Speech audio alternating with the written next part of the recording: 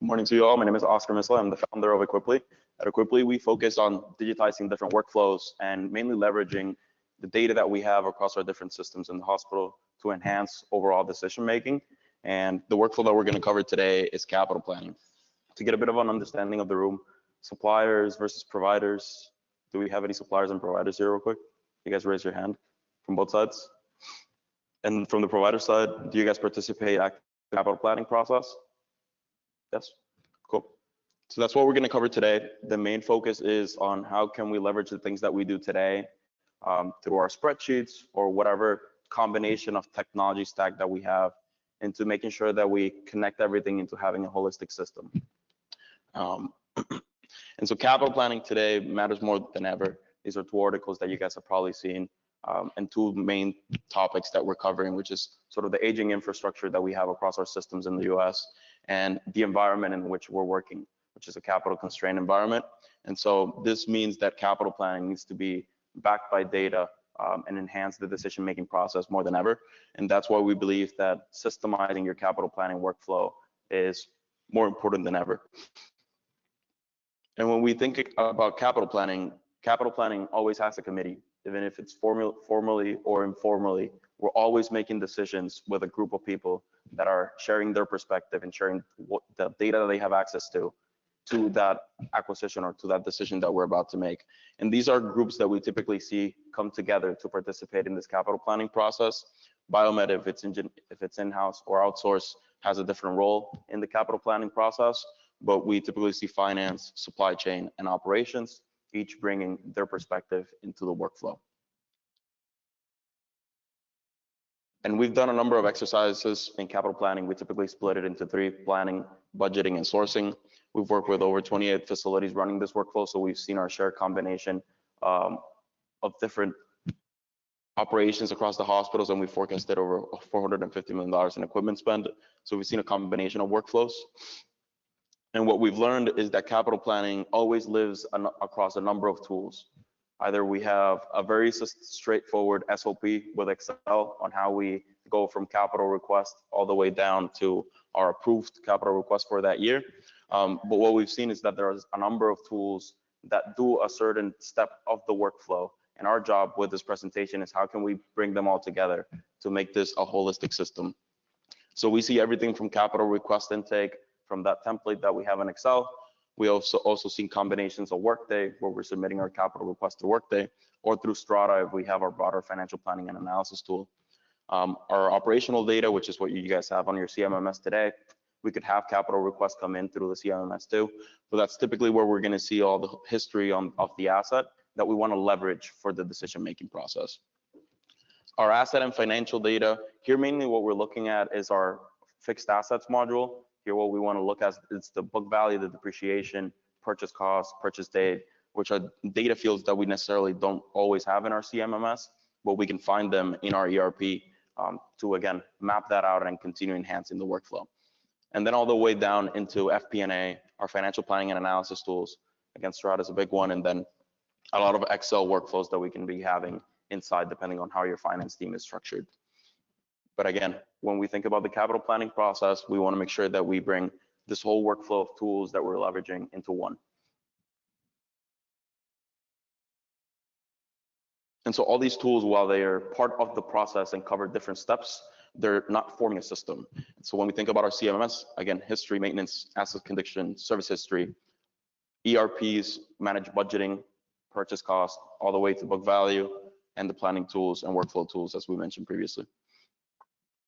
And so when we think about a capital planning system, there's layers to getting to having governance and a holistic system. Everything starts with the data in the beginning. That's the data that we then are going to build a replacement strategy on top of, and we're going to decide what things are higher priority for us. And then on top of that strategy is that we're going to start designing what our analytics we want to look at to enhance the workflow and overall decision making to have a shared governance on top of everything. But it all starts with the data. And so what we recommend is that we pull two exports and two main data fields that we want to analyze. So from the CMMS, as you guys all know, we have all of our inventory, and in our ERPs where we're running the bookkeeping and the financial data of these assets. These are two fields that typically don't connect and don't speak the same language across the system. Just a quick question. In your CMMS, are you guys keeping records of your cost centers in your facilities? You are? Okay, that's a good step forward. The only thing is in the ERP, the general ledger is constantly changing. So those cost centers can change a lot throughout the year. And so the constant bookkeeping of keeping those updated is key to making this process as straightforward when we're going to do the data mapping exercises. When it comes to the ERP and the fixed assets module, also descriptions, they typically just write a couple characters to describe what was in that fixed assets for depreciation, which again speaks a completely different language from what we have in the CMMS. So the best efforts that we can put in place to make sure that those map out, it's again going to enhance the process while we map these out and make decisions across them. But these are the two exports that are the easiest to take out of both systems. These are typically the fields that we see across the CSV or the Excel export. In our CMMS, we're going to see control number, device type, the facility, department, location, manufacturer, model, serial number, inventory date, work orders. We could holistically see downtime, last service date, and maintenance cost. And as you can see, I don't know if you can see from behind, but they're highlighted in green, the ones that we are the minimum, the information that we need to pull with us for this data mapping exercise. And from our ERP and fixed assets module, we're typically going to see an asset ID, the asset description, which came from the PO, the cost center that PO is assigned to, purchase date, purchase cost, the useful life from a depreciation perspective, depreciation formula that they've applied, the current book value, and accumulated depreciation.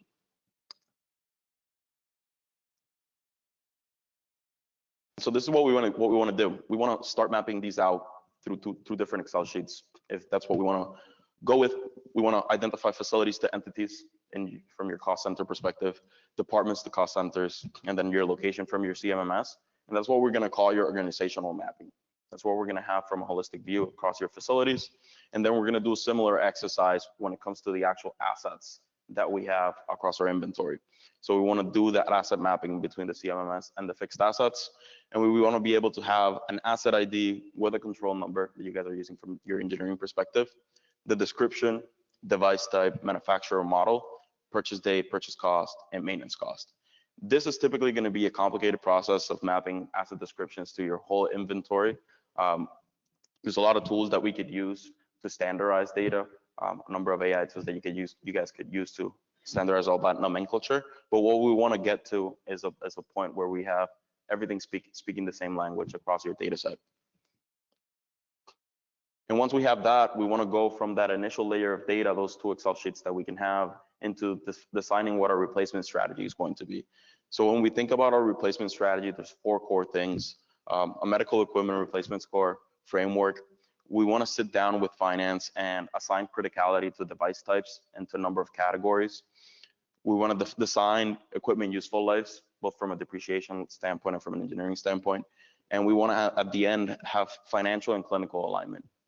Because when it's going to come to this strategy, we have one perspective from engineering, but finance and operations speaks a completely different language into the things that they want to pay attention to. So what we want is to be able to have the data and sit down and create this replacement strategy together as a capital committee towards the things that we want to pay more attention to.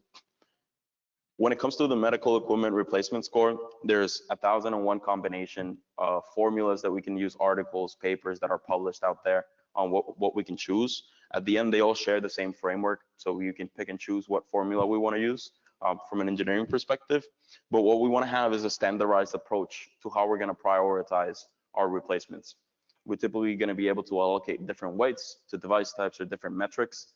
That, again, we want to make sure that we align the strategy to the actual financial capabilities of the system and the things that we know that your capital committee is going to pay more attention to.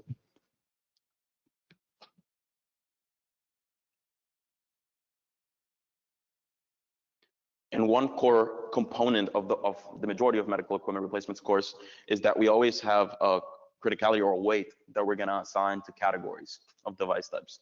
And so this is a very important part of the the replacement framework that we configure not only from the clinical engineering perspective, but together with our team, right?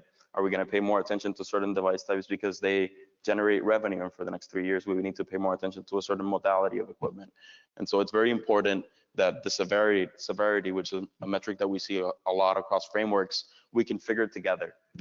And this is a strategy that can be constantly evolving and changing throughout the capital plan. If you have 3 to 5 year capital plans, we can constantly be changing this and tweaking this. But this is a very important part of the workflow that we need to agree upon what we're going to move forward with.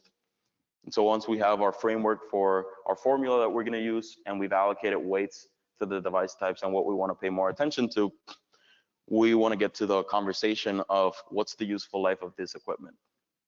Here is a quick framework that we've put together which you guys can use.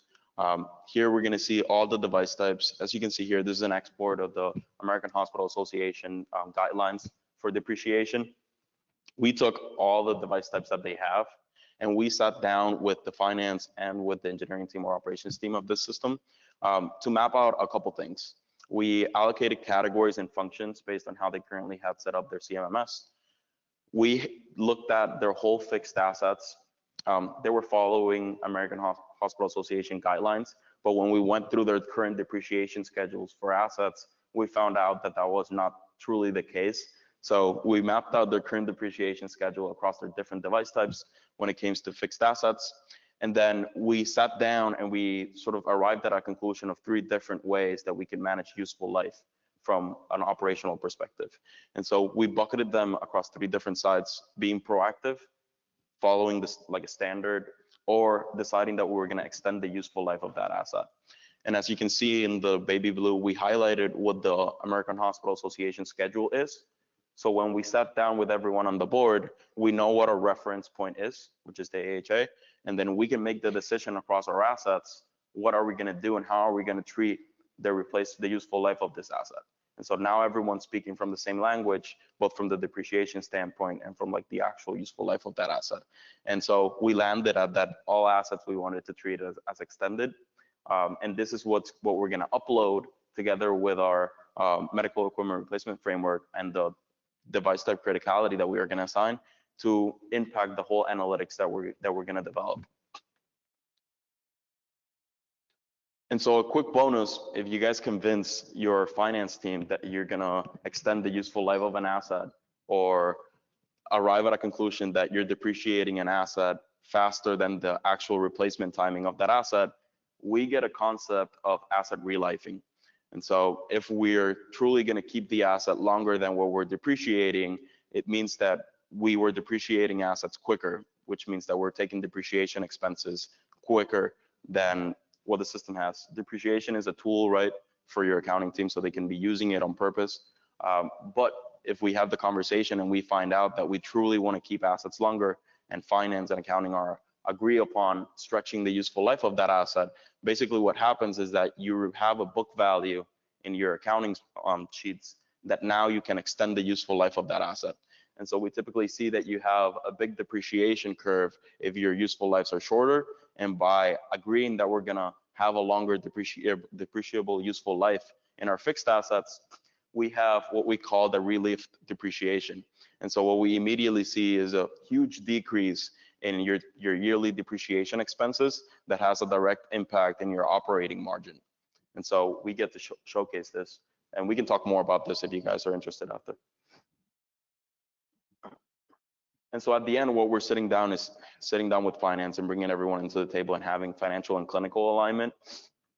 What we've seen across standards of the exercises that we've done is that systems are typically budgeting at around $10,000 per bed for capital equipment. And so if you have 300 beds, we're getting to around $3 million in capital budgets. This is a bit of historical data, so today it might be give or take a couple $100,000, but this is a good average that we could use for once we start looking into analytics. How can we start forecasting and putting these together towards the analytics that we're about to see? What we found with now leveraging that data and the strategy that we can put in place is that there's a number of graphs and a number of different ways that we can look at the data with that strategy. But we found that there's 3 core things that we can put together that enhance the decision-making process. And they're basically very simple to set up once you have everything in a spreadsheet towards building those formulas and building the graph in Excel if you guys want to do that. But there are life cycle analysis, basically bucketing the age of the assets on the useful life that you guys assign as your strategy on how long you want to keep that asset. And basically you can allocate weights or buckets of 25 percentages each and go all the way from new to end of life. Spend management, which basically means pulling that data of maintenance costs from your CMMS and allocating a different percentage to understand when we're going to trigger or consider replacement. And our capital needs, which is basically going to be once we have a forecast and list of how assets are reaching their end of life based on what we assigned, not what the vendors or this necessarily suppliers are recommending that we put forward, but what we determined, we can actually see year by year how much money we need to start budgeting to replace the capital needs that have accumulated throughout the time. And so this is typically a graph that we can put together in Excel. Again, as I was mentioning, life cycle analysis, we have all the different device types, or we can group them by categories of what we have in our inventory, and we bucket across 4 different stages. We could split them in more than 4. We can split them in 5 and have 5 different identifiers. But what we're trying to achieve is to bucket assets in 4 different categories. So typically what we do is that you multiply by 25%, and you get to bucket them into see what's considered new, what's considered middle of life, what's considered near end of life, and what's end of life. And again, this we can see in a combination of different views. This is a table chart in Excel. We just flipped it, and we get to see it on the side. But this allows us to have an overall sort of fleet health of what we have in our inventory. And then again, from a spend management perspective, what we're trying to look at is our accumulated cost versus the replacement cost. And here we can trigger a number of things, like consider replacement, pending replacement, and leverage that insight into how much money or capital we're spending in a particular asset to take that into consideration for the replacement forecast. And this is what we get to tabulate from a capital needs perspective. Here, we want to base this not on age, but on our medical equipment replacement score. So that framework, we're basically going to have a huge table with a score. We typically see 1 to 10 on the medical equipment replacement score frameworks. And we're going to have a big sheet of how they're ranked in chronological order based on that value. And what we want to be able to do is graph it and see how they stack year by year towards our capital needs. Typically here, what we see a lot is that the first year, as soon as we pull this chart up, we call it a brick wall, which is basically a big number of accumulated replacements cost. And so what we want to do with our workflows and with every decision that we make is basically break down that brick wall. We want to be able to create cost control across our capital planning years. So if the number is $2 million or $3 million that we have in budget annually for our replacements, we want to make sure that we create cost control across the organization while breaking down that brick wall to be able to have a data-driven framework.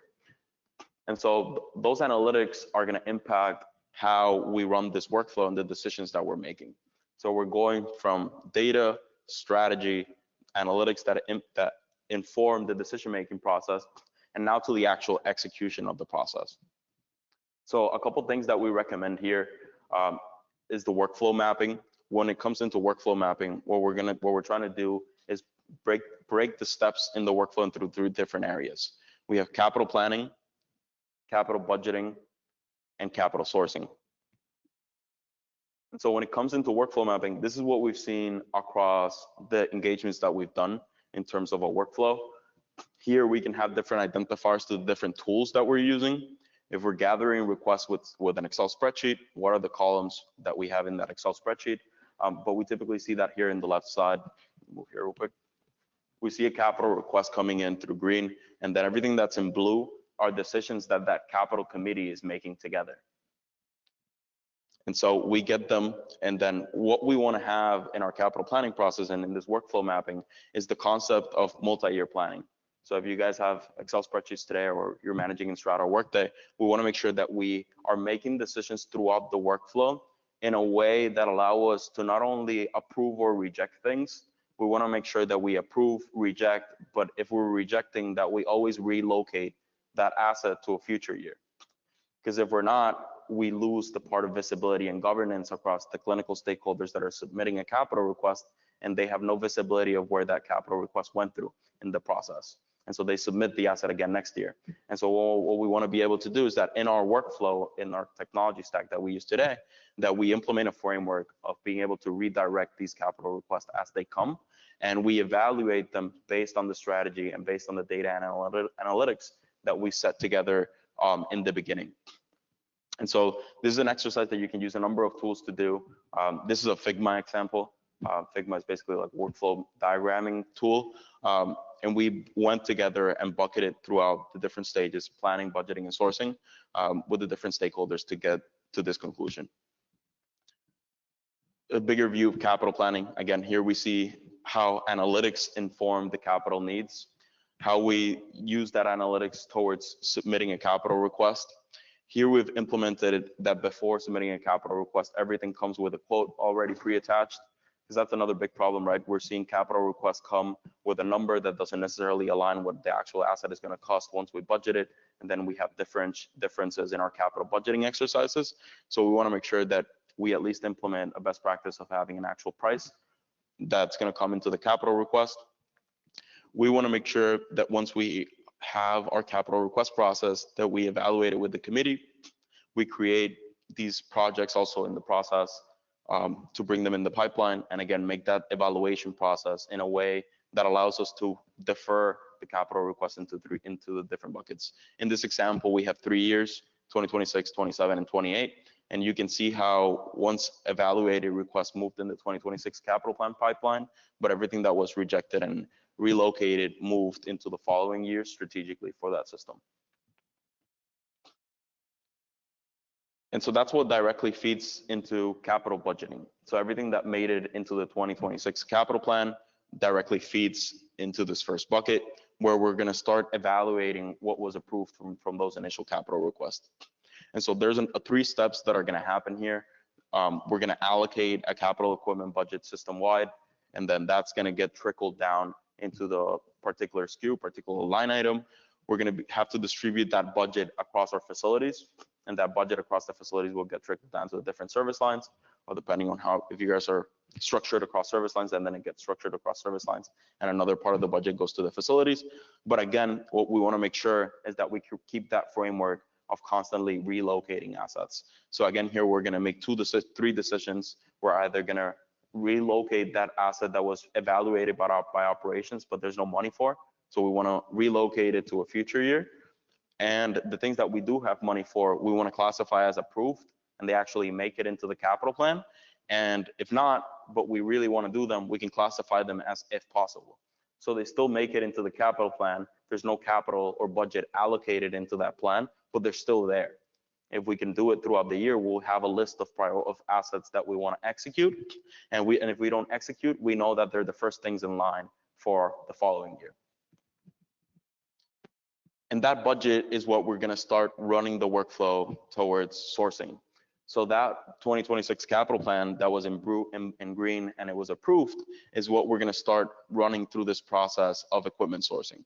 So that Excel sheet or that tool that we have all the requests that were finally approved is what we're going to again sit down with our capital committee team to evaluate throughout the year now towards executing and running that workflow. So we're going to get our capital release forms or our capital forms that we're going to evaluate all together and make the decision of what things that are awaiting to be sourced and already approved, we're going to release into the pipeline for them to go in through the evaluation process towards getting acquired and getting a requisition and a purchase order generated. In this release request process, priorities change while we're evaluating them. A lot of the things that we see is that of that big list that we have, other than assigning priorities of high, medium, low, we also allocate a spend quarter. So what we can do is to that big spreadsheet, we can estimate, buying this in Q1, estimate buying this in Q2, estimate buying this in Q3 and 4. And that's data that we want to continuously share with the people that are submitting their capital requests for them to, again, have an understanding of when do we expect to purchase your capital request that made it all the way into the capital plan. And then everything that's in orange is part of the actual evaluation process of what are we gonna, that thing that we budgeted, what actually are we gonna buy? So there's a number of things from looking at your GPO contracts to see what pricing, what things you guys have there already. But here the framework starts from building an RFP, sharing that RFP with your different providers, evaluating your vendor proposal, comparing it with what you already have contracted, and then taking it to the additional evaluation process, which means that we need to bring IT, facilities, and legal into the process. Here, very important is that in facilities and IT, in the majority of cases, there's going to be an incurred cost that's going to impact the number that we have budgeted at the beginning. So we want to make sure that the capital request that came in at the beginning in our capital planning process, when we're bringing quotes and estimating costs, we have a contingency budget for IT and facilities that's going to directly impact what the decisions that we make here and how we distribute that capital. And so we want to make sure that we update also that IT cost and that facility cost and go back and say we spent more or we didn't spend all that capital. There's capital left because we want to go back and identify those assets that are classified as if possible and bring them back and classify them as approved to continue moving that capital planning process. Yeah.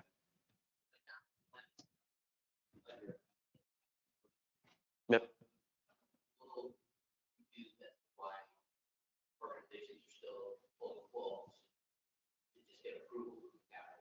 Yeah. I mean, are you looking for a rough estimate? Departments, it seems a lot of different organizations do different things. Sometimes the department or they're not going to get approved. Yep. Yeah, we see a bit of everything from heads of departments all the way to sourcing. And it's sort of a best practice in terms of the systems that we've seen. The majority of these quotes, they use them to get the right number into the platform. So we treat them as different ways. So the way that we classify the RFP versus the RFQ is that what we're trying to push for these systems is to literally just ask for the number. Like not necessarily get an actual quote of like, I'm gonna buy this today, but rather what's an estimate of the cost if I wanted to buy this and put this in my capital plan and not overpromise and bring the supplier into a sales process when they don't know if they still have the capital for it. What we're trying to bring is the closest estimate that we can have towards bringing that into the capital planning process. And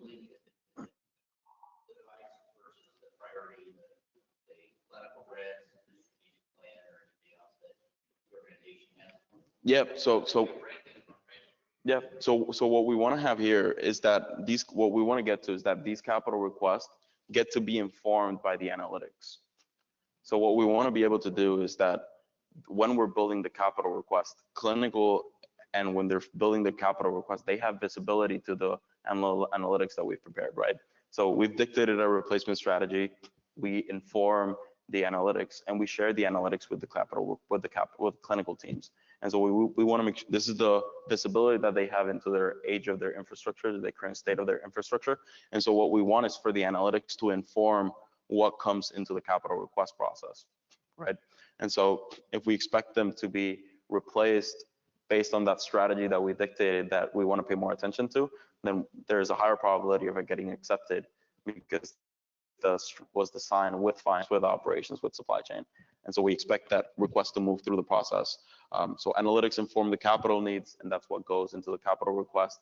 And what we try to do is for the clinical teams or the supply chain team to get the roughest estimate of what it's going to cost.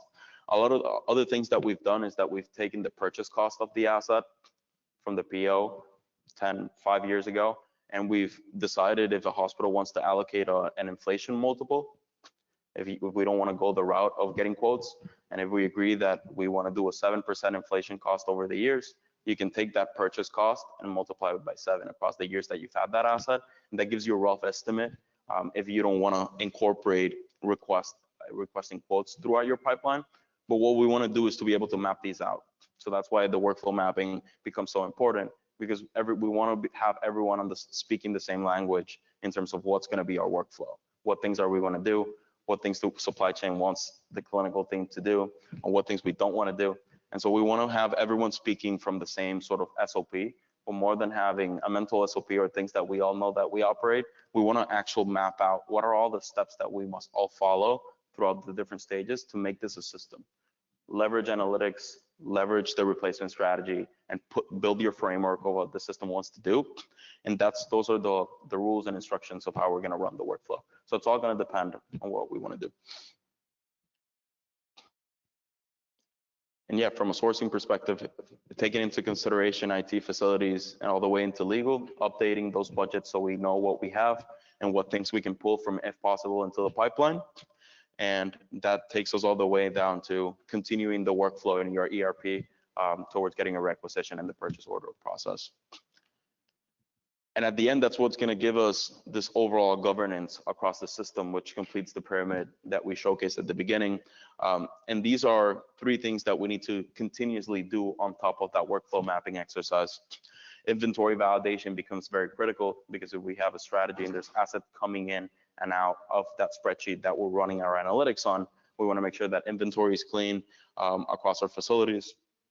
And we make sure that we have a translation layer from what we have in your fixed assets for depreciation and what we have in your CMMS for service history. We want to make sure that we have a capital committee cadence, that we have that in place, either if it's going to be a weekly, a monthly thing, on how we're evaluating both the analytics and the replacement strategy. If we want to change weights in our categories and our device types because priorities have changed in the system. And those analytics are going to constantly be changing. Because if we have formulas that are attached to a particular date, today they're going to look different than what they're going to look like in a month, and things might get moved and shifted around in how we visualize those graphs that we prepare. And at the end, that's what's going to allow to us to have visibility and transparency. We want to make sure that the replacement strategy, the analytics that we develop, and the workflow mapping exercise we share with everyone in the system to be able to all speak from the same standpoint and have transparency across how decisions are made, what's going where, what's getting approved, what's getting relocated, and what's getting rejected. And that's sort of a framework to turning capital planning into a system and going from spreadsheets into having an overall workflow. Here's my LinkedIn if you guys have any questions in particular, anything that you guys want to share more information on. But if there's any questions that you guys might have, we're happy to cover them now. Yeah.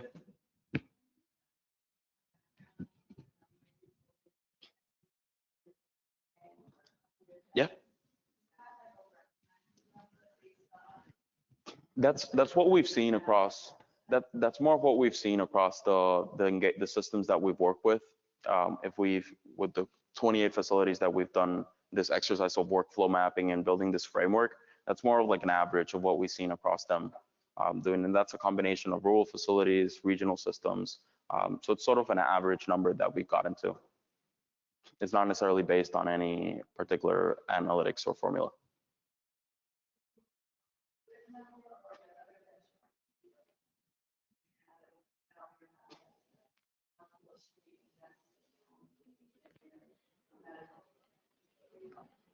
Yeah, I think in terms of benchmarks, I don't have anything right now, but I think everything's going to be based on capital needs. And so this graph informs a lot of how much attention we need to be paying to sort of enhancing or expanding our capital equipment budget, right? As we mentioned, the brick wall, this is an independent hospital. I think this chart is about 300 beds of this data set that we use for this graph, and they have about $4.3 million on replacement costs that they need to execute. So it's all going to depend on sort of their current situation and what's their current state of their infrastructure towards how much money we need to sort of push finance to give us for capital equipment to be able to take care of this capital needs aging infrastructure problem that we have. And I think that's what's going to inform a lot. Obviously, the financial capabilities of the system and are the ones that make the decision on how much capital budget we get. But that number is completely based on average of what we've seen. Yeah. Yeah.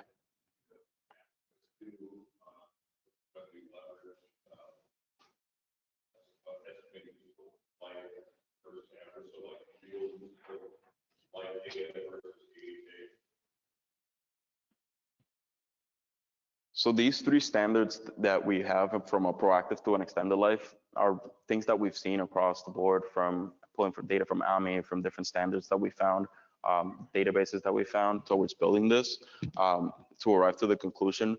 But this was done in collaboration with how the system wanted to do it. So what we bring a lot is sort of the framework and the process towards doing it.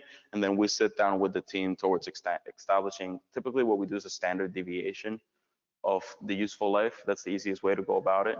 If engineering says that this device type has X useful life, then we apply a standard deviation to go from proactive towards extended, and arriving to this conclusion of what the useful life from a clinical engineering perspective is versus what a depreciable useful life is. And that's typically how we approach it.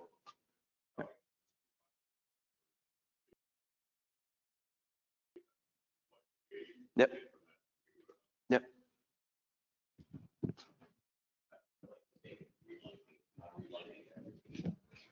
Yeah. Yeah.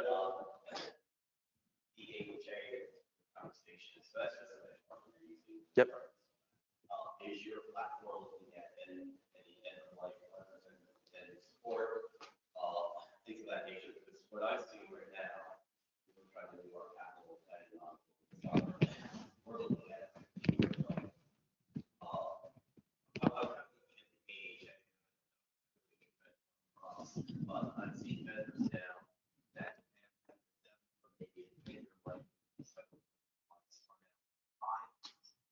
and that's kind of putting up a lot of stuff that I'm trying to look at because I'm trying to get everybody to focus on this side, and now I'm pushing me on this side, and it's just making it very difficult. While trying to navigate this.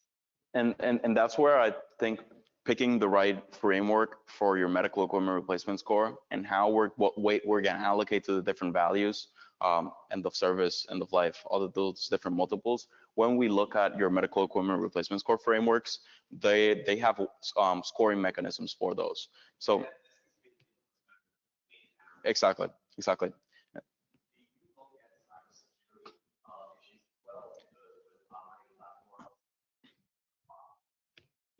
We can also make that part of the medical equipment replacement score framework. So this holds anything we want to add to it, right? It's a weighted formula. So we can add as many metrics we want to the formula and basically mark them yes or no. If you have a spreadsheet and where you're building this formula and you can have a number of metrics inside that and be able to allocate the different categories. So if it's going to be a yes or no answer, that's a true or false, 1 or 0. If it's things like handling the state of the useful life of the asset, we could have a number of them: end of service, end of life, obsolete, and have those be different weights inside that metric. So when we pick the framework that we're going to use for our replacement scoring, we can take all those things into consideration, and there's a number of them. All these I found through Google Scholar. So if you go into Google Scholar and you type medical equipment replacement score, there's a number of articles since the last 25 years on different frameworks and different scoring mechanisms that we can put together to arrive to what's the mechanism that we're going to use in our system towards building all the analytics on top of.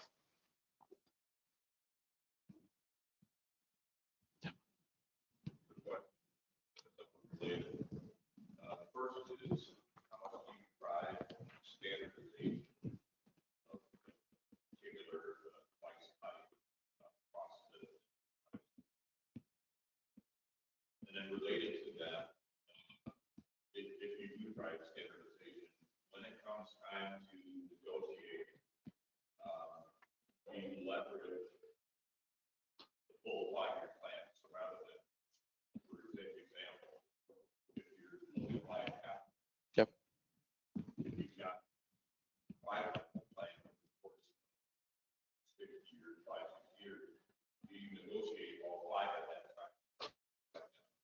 We recommend that. And what helps a lot is by having the analytics and having that graph of the timing of things. And you can start in Excel, you can just have the filters of the device types. You can select the filter by that device type, and that's going to directly impact the graph that you build right next to it. And so if you get to have by device types, here we group them for categories, but inside that category, there's a device type. And what we get to see across the facilities is that you can show them the pikes of capital needs that you're going to have.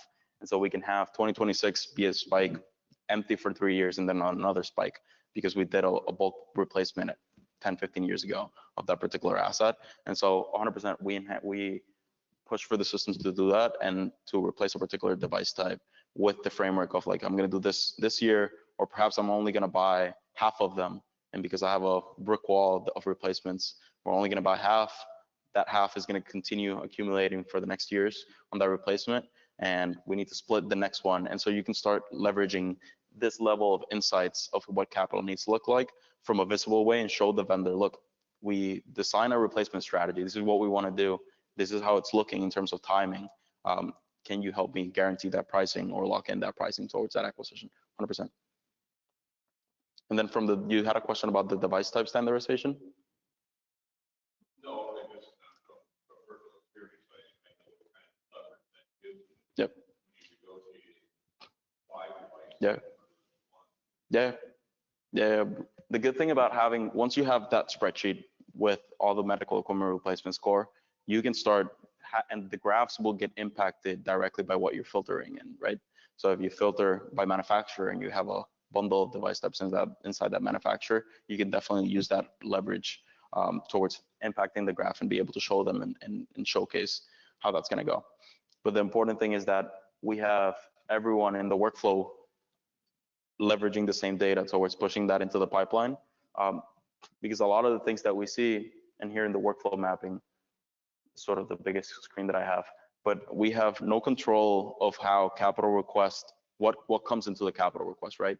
Because the clinical department is submitting that. So if we're looking at the analytics and we see that we have a particular device type that we have accumulated end of life, but we don't control what the clinical department is typing in that capital request, right? So we can have a particular department submitting IV pumps, but then no one else submitted IV pumps and all of them are end of life or need to be replaced. And so Should we flip that? Yep. If you have a plan, then we push out the plan based on the subjective criteria. Exactly. Exactly. Start there. Exactly. Yep. Yeah, and that's why the visibility and governance at the last of the slide, we want to, this workflow that we design and the analytics that we put together, we want to make sure that everyone's looking at them. So the clinical departments, when they're submitting their capital request, they have their list of that big inventory of things already ranked with the medical equipment replacement score with the graphs. So before everyone starts typing stuff in their capital request, they already speaking from the same language. And so you would see that a particular device type is first in that list, where those are the first 3 things that based on what we as a system dictated, that was the replacement strategy, are the things that we need to pay more priority to. And so we will make sure that the things that are coming into the capital request are already sort of justified from that perspective. Go for it.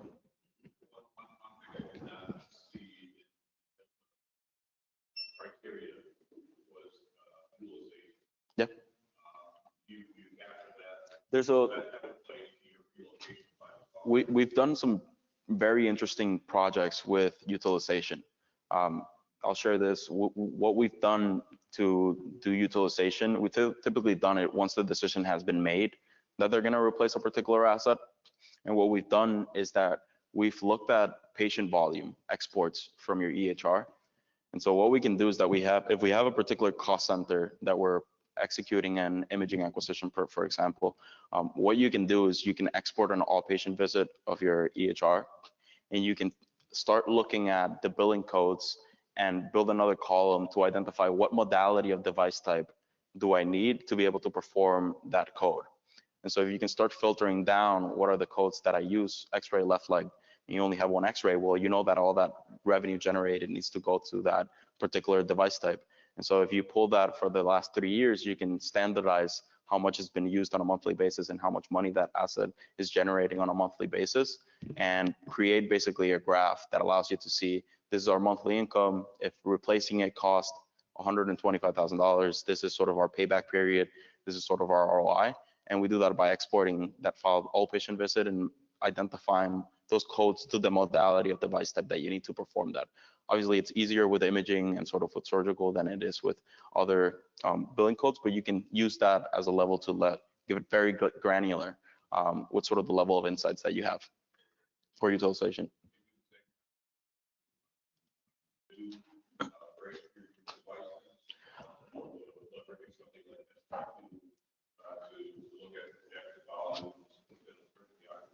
We haven't gotten to that level of detail. We've done it mainly with historical data, but it has helped a lot in terms of proving that we sort of need can justify that replacement of that particular asset.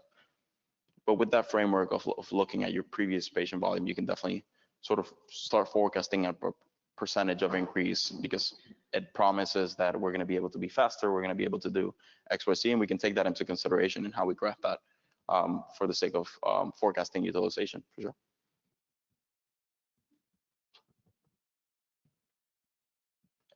Any other questions or things that you guys want to go more in depth to?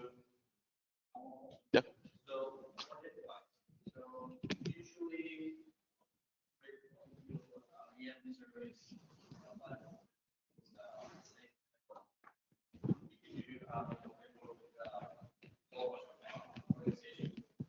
have you seen that it's been beneficial to try to go with incentives in general? So basically replacing it between for end of life, or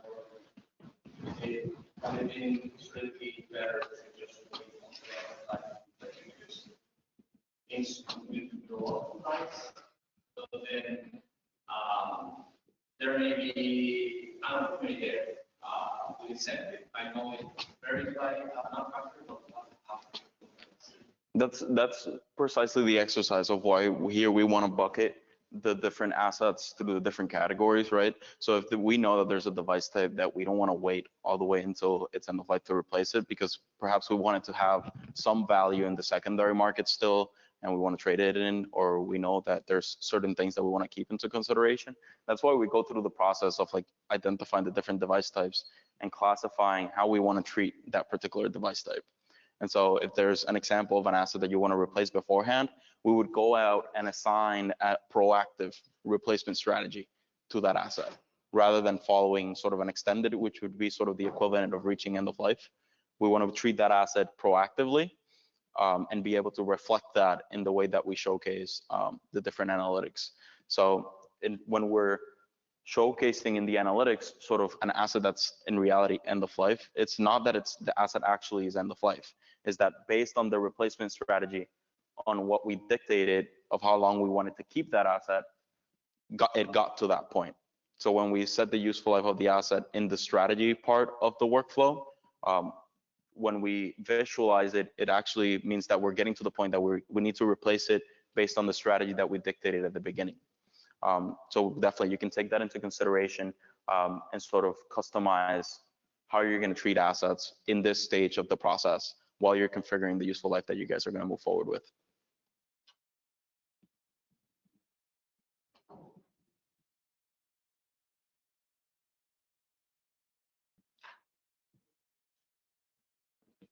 Any other questions?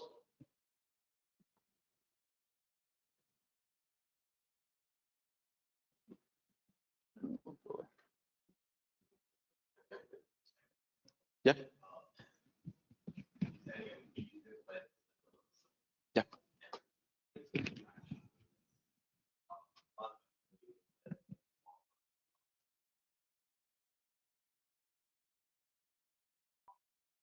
you have